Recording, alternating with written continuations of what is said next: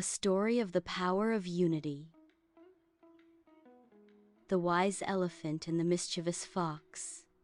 All the animals lived together in harmony in the dense Sundarbans forest. One day, a wise elephant named Mitu became the new king of the forest. He was just and far-sighted. In the forest lived a fox named Chalaku, who delighted in inciting others to fight.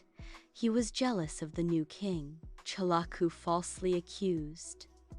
Bear says Mahout controls you. Elephant, in a calm voice. Did you hear it yourself? Fox. Yes, I heard it with my own ears. Then she went to the bear. Fox. Brother Bear, the Elephant King is about to expel you from the forest. The next day, the bear came to meet the elephant, angry. Why do you want to expel me? Elephant, surprised. When did I say that? Just then a cuckoo said from the tree, Cuckoo, your majesty, yesterday I heard the fox lie. The elephant immediately called a meeting of all the animals.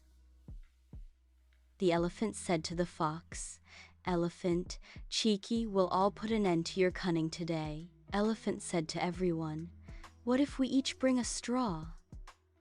Everyone said, Nothing will happen. Elephant, and if we all tie the straws together?